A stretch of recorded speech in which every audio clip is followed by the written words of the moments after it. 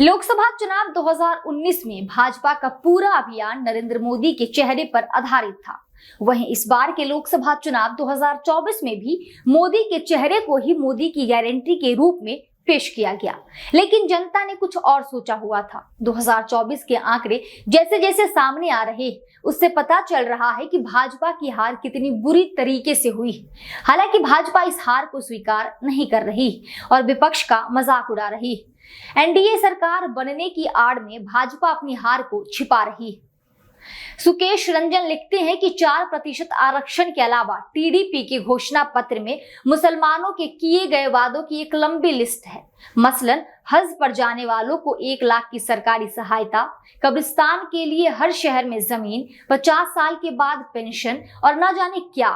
पता नहीं बीजेपी पीछे हट रही है या टीडीपी।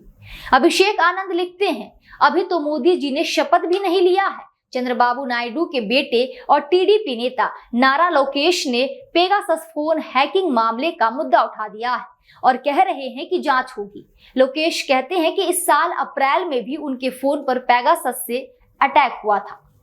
नितिन अग्रवाल लिखते हैं कि चंद्रबाबू नायडू के बेटे और टीडीपी के महासचिव नारा लोकेश कह रहे हैं उनके फोन को पेगासस से टैप किया गया था। सबूत होने का दावा भी किया, अब जांच करवाने की मांग कर रहे हैं।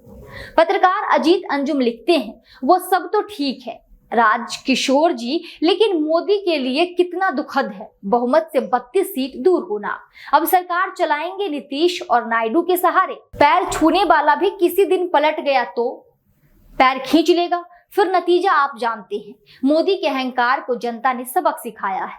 जिस राम मंदिर के नाम पर इतना तमाशा किया, पूरे चुनाव में अनाप शनाप बोलते रहे, उस राम मंदिर वाली सीट पर जनता हरा दिया।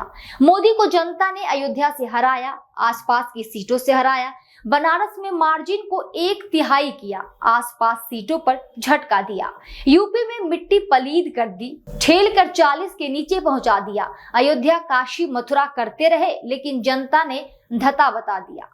ये तो मानेंगे ना कि अखिलेश यादव और राहुल गांधी मोदी योगी की ताकत पर भारी पड़े। जिन्हें आप शहजादे कहकर घेरते रहे, उन शहजादों ने आपको ऐसा घेरा कि फजीहत हो गई।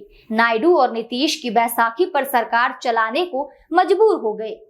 वहीं आगे पत्रकार अभिसार शर्मा लिखते हैं कि वो सब तो ठीक है राजकिशोर जी, लेकिन मोदी के लिए कितना दुखद है बहुमत से 32 सीट दूर होना। अब सरकार चलाएंगे नीतीश और नायडू के सहारे। आईपी सिंह लिखते हैं कि गजबे है भाई, पूंजीपतियों की सरकार बनने जा रही है। गरीब मरे तो मरे उसकी किस्मत। देश की 140 करोड़ आम जनता की दौलत कितनी बढ़ी, अच्छे दिन आ गए। पत्रकार गोविंद प्रताप सिंह लिखते हैं कि चंद्रबाबू नायडू की पत्नी की संपत्ति 5 दिन में 535 करोड़ बढ़ गई है। नायडू के बेटे नारा लोकेश को 237 करोड़ का फायदा हुआ है। चुनाव रिजल्ट आने के बाद नायडू की कंपनी हेरिटेज फूड्स के शेयर भाग रहे हैं। लुटियंस मीडिया लिखता है कि टीडीपी के घोषणा पत्र में मुस्लिम समाज के लिए वादे। 4% मुस्लिम आरक्षण लागू रहेगा। मुस्लिम तीर्थ यात्रियों को हज यात्रा के लिए 1 लाख रुपए वित्तीय सहायता दी जाएगी। राज्य में मस्जिद के रखरखाव के लिए हर महीने 5,000 रुपए की वित्तीय सहायता प्रदान करेंगे। 50 वर्ष से अधिक आयु के अल्पसंख्यक समुदाय के व्यक्तियों को पेंशन प्रदान की जाएगी। अल्पसंख्यक वित्त निगम के माध्यम से ब्याज मुक्त ऋण में 5 लाख रुपए दिए जाएंगे। इमामों और मौलानाओं को क्रमशः 10,000 रुपए और 5,000 रुपए का मानदेय मिलेगा, जो योग्य इमामों को सरकारी काजी के रूप में नियुक्त किया जाएगा। नूर बादशाह कॉरपोरेशन की स्थापना और इसके लिए प्रति वर्ष 100 करोड़ रुपए आवंटित किए जाएंगे। इस खबर पर आपकी क्या राय है? कमेंट सेक्शन में हमें जरूर बताएं। वीडियो पसंद आ रहा तो वीडियो को लाइक करें और चैनल को सब्सक्राइब करना ना भूलें। देखते रहिए दी कंट्राप। शुक्रिया।